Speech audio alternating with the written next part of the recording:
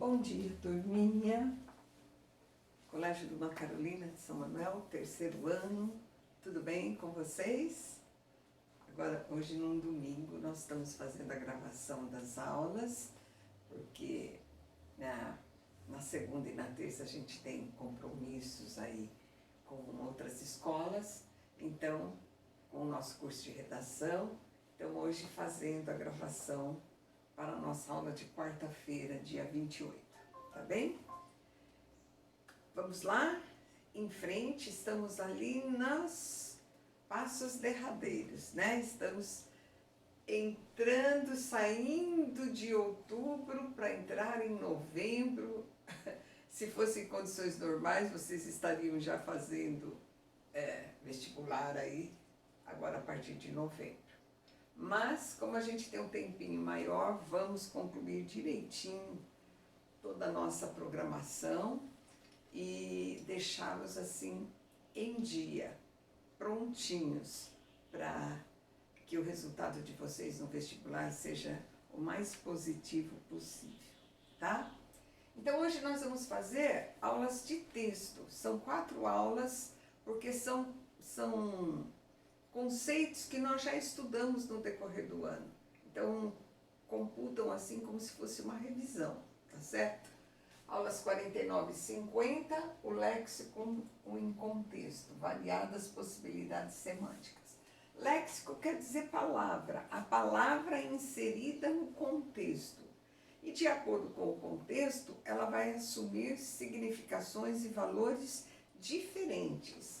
Então, nós vamos ter aqui na semântica, que é o 4º elemento da gramática, vocês se lembram?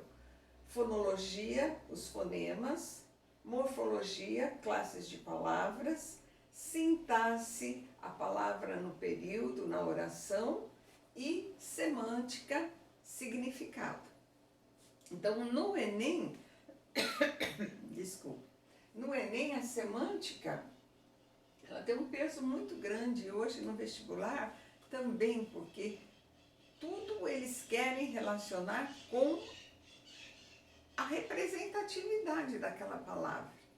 Não me interessa saber que ela é um substantivo, mas eu não saber o que ela significa naquele contexto.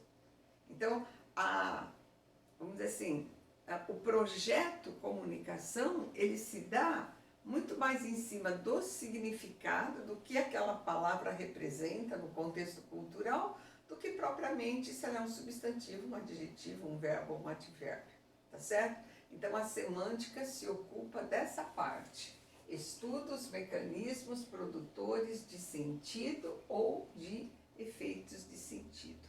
Então, é o campo do significado.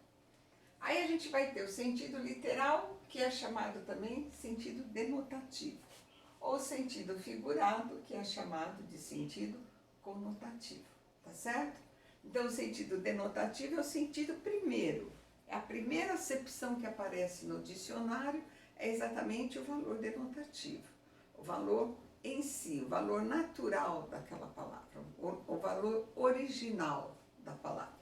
E o sentido conotativo é um sentido especial que a palavra assume dentro de um determinado contexto. Então, um contexto traz um valor, outro contexto traz outro valor. Então, no sentido conotativo, há uma variação muito grande de significados de acordo com as palavras que compõem aquela expressão, ou aquela oração, ou aquele período. Então, nós vamos ter o sentido denotativo, que é o sentido literal. Então, alguns alunos, para não confundirem isso daqui, pegam esse D de denotativo e assumem o valor, o sentido de verdade. É o sentido de verdade daquela palavra, o sentido original. Então, nós vamos ter aquele que é básico, é o seu sentido primeiro. Os sapos vivem nas lagoas. O sentido de sapo aqui é o bichinho, né? É o anfíbio. Então, nós vamos ter aqui o valor de animal, o sentido normal para a palavra sapo, o bichinho. O sentido conotativo, conotação quer dizer o sentido figurado. é o sentido que um determinado contexto provoca para aquela palavra. Por exemplo, político que, eu grifei errado aqui, gente, não é o que é para grifar. O político que não sabe engolir sapos, é aqui, ó, corrijam aí. Político que não sabe engolir sapos não sobrevive. O que é engolir sapo? Não é comer. Na verdade, engolir sapo dentro da política é suportar injustiças, é enxergar o erro e de repente não conseguir fazer nada. Engolir sapo é ser forçado a aceitar uma situação que normalmente não aceitaria. Aí então a gente vai ter um valor conotativo para a palavra sapos, certo? Então, quem vai determinar para nós se é denotação ou conotação é sempre o contexto. Eu tenho dito repetidas vezes, contexto é uma palavra-chave na, vamos dizer assim, interpretação de texto. O contexto indica um sentido literal. O contexto indica um sentido conotativo, figurado, valores especiais. Então, o sentido literal, ele é muito mais fácil, porque é o sentido verdadeiro, é o sentido primeiro da palavra. E o valor conotativo, ele varia de acordo com o contexto. Em cada contexto, assume diferentes valores.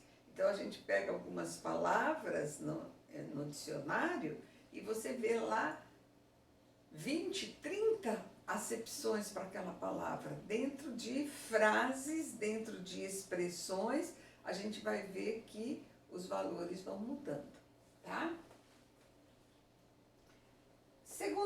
Segundo momento, a polissemia. Poli, muitos, semia, muitos significados. Vários significados para a mesma palavra. O que eu chamo a atenção de vocês na polissemia é que são vários significados para uma mesma palavra que pertence a uma mesma classe gramatical. Então, quando você fala sapos e sapos, elas são substantivos, certo? Então, a variação de sapo, sentido literal, para sapo, sentido figurado, é um caso de polissemia, por quê? Porque nos dois sapos continua sendo um substantivo. A polissemia, portanto, ela dá vários significados para uma palavra que pertence a uma única classe gramatical. Então, se eu pego um substantivo com vários significados, isso é polissemia. Se eu pego um verbo com vários significados, isso é polissemia. Então, não se esqueça que polissemia são vários sentidos para a mesma palavra, cumprindo uma mesma função morfológica. Vários sentidos para o substantivo sapos. Vários sentidos, como a gente pôs aqui, para o verbo bater. Então, ele é o verbo bater em todas as expressões.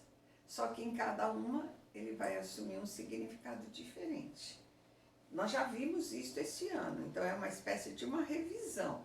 Porque lá, quando nós começamos o estudo de semântica, nós discorremos sobre tudo isso no início do ano. Por exemplo, bater a porta, fechar. Se você colocar um acento grave aqui, já mudou o sentido, bater a porta, pedindo para entrar, certo? Bater uma foto, fotografar.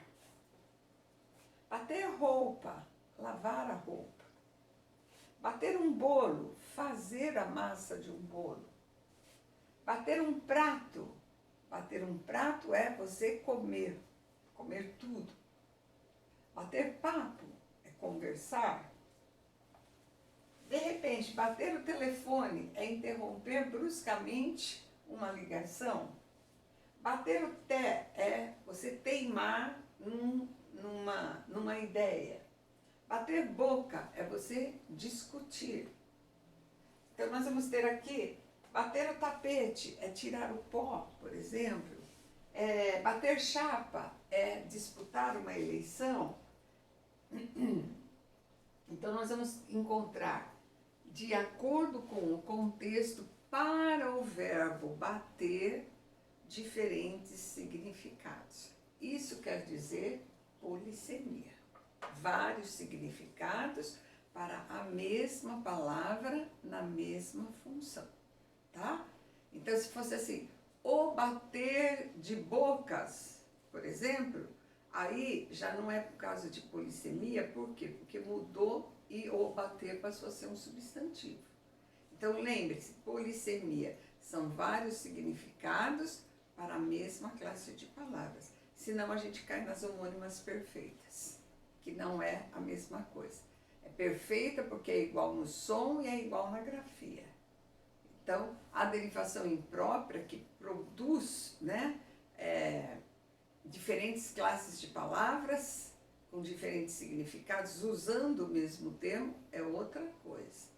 A polissemia é vários significados para uma mesma palavra na mesma função morfológica. Então, aqui, vários significados para o verbo bater.